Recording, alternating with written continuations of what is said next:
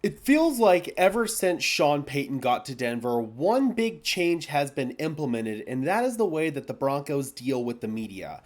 It's a very similar way that the New England Patriots approach how they deal with the media. The less that you say to the media, the less that you give them in terms of material that they can use against you. Now, last year, the Broncos gave us a ton of material, be it good, bad, or indifferent. Now, as a person who covers the team and someone who is a member of the media, I enjoy it, but I can also see how that creates a bunch of distraction and outside noise for the team. And as a fan of this team, I hate it because that contributed to a lot of the crap that went wrong for this team last year. We had all the outside noise, partially because the team was on a big scale because we had so many primetime games, but also because every single week you heard us being talked about on the biggest national stage, either be it Skip and Shannon or ESPN or one of those big talking head shows or even just the smaller media. It felt like every single week there was a storyline for the Denver Broncos, and every week it felt like there was something new in terms of locker room drama, and that was all being festered and fed into by media.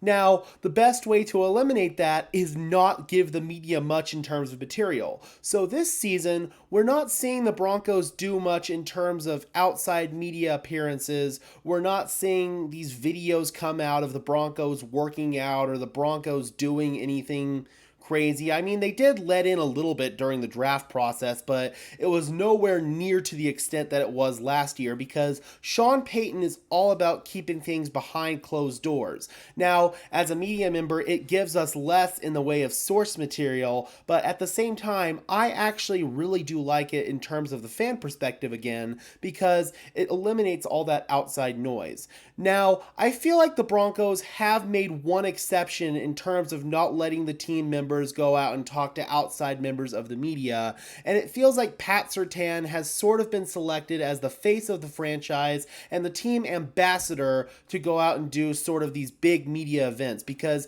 he's a guy that's not going to say anything crazy. I feel like Justin Simmons could also fit that role, but they really feel like Pat Surtain is a budding star for the team. I feel like that's why Sean Payton really likes him to fill that role because not only is he somebody that could be recognized by a casual fan. I mean, Justin Simmons, every NFL fan for the most part is going to know who he is, but I don't know if a casual fan, maybe outside of Denver, is necessarily going to immediately recognize Justin Simmons. As bad as that is to say, unfortunately, as he's one of the best safeties in the NFL, I just don't know that Justin Simmons gets the national level media respect that he deserves. Now, Pat Surtain is somebody that gets a lot more positive buzz in the media. I don't feel that that's just because Justin Simmons should get that level of buzz, but Pat Surtain is somebody that's also not going to generate any drama or any controversy or anything like that, except for those fans in New York who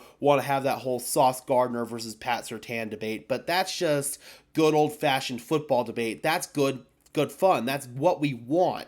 We don't want these debates to be anything other than football related. We don't want to debate any off the field crap.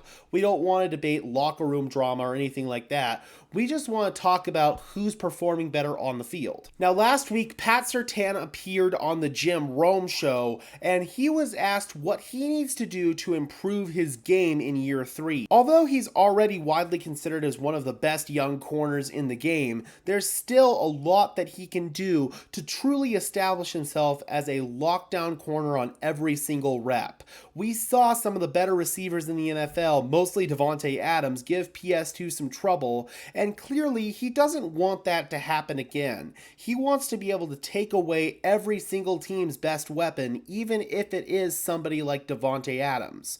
Now, I feel like Pat Surtain, he's got most of the basic stuff down, but some of his advanced technique he probably could improve on, and he even himself admitted that. Now let's take a look at what he told Jim Rome in terms of how he can improve his technique.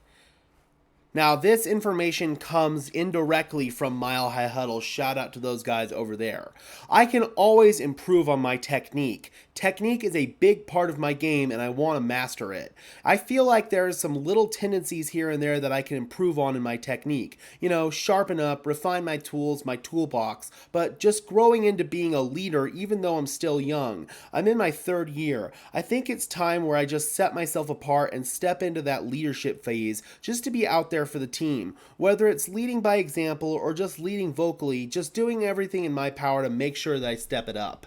Now, in year 3, Surtain feels like he can finally be a bit more of a vocal leader. As a rookie, you're kind of expected to sit back and not take much of a leadership role. You're supposed to let the veterans sort of do that. In year 2, it's almost the same thing, but you can kind of take a little bit more of a leadership role. But in year 3, that's when you really are starting to establish yourself among the veterans in the locker room. And that's when you can finally take on that leadership role and be able to call out some of the teammates who are, quite frankly, maybe superior to you in years on the team. Because you're one of the leaders on the team. You're one of the top dogs. So at the end of the day, you're going to do whatever you need to do to make sure that everybody is on the same page and puts their best foot forward to win. And I feel like Pat Surtain in year 3 will really step up as a vocal leader, much like guys such as Justin Simmons and Von Miller did for the Denver Broncos previously on defense. Same goes for guys like Derek Wolfe as well. He was a big leader for the Denver Broncos for many, many years on this defense. Now, it's expected that Pat Surtain is going to be a key part of this new wave of Denver Broncos defense,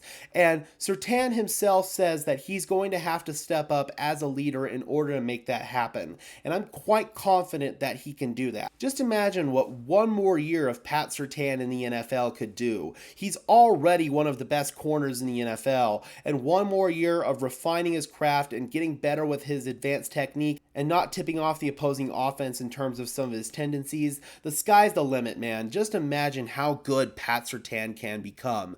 We're already talking about him in the same breath as Champ Bailey. Pretty soon, he could be right there with Champ, man. That's how good Pat Surtain is, and that's how high his ceiling is, man. PS2 also talked about how Vance Joseph plans to use him in the Broncos' new defensive scheme.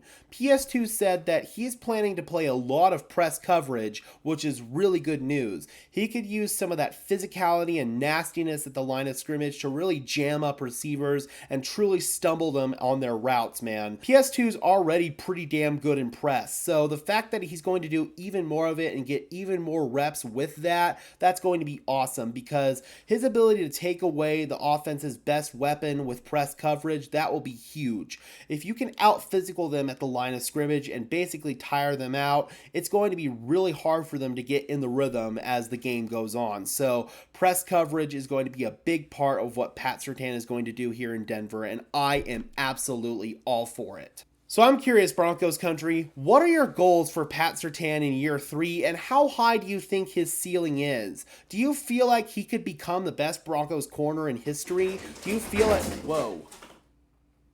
Sorry, that was my cat. Anyway, do you feel like he could become the best corner in Broncos history? I'm going to leave that in there too. Drop those comments down below. I'd love to hear from you. Be sure to leave a like on this video, as well as subscribe and ring the bell so these videos appear in your notification feed. And while you're at it, guys, be sure to follow me on Twitter at GageMadridNFL for continuing Broncos coverage. And until next time, guys, this has been another episode of Denver Broncos Syndicate. I am your host, Gage Madrid, saying peace out.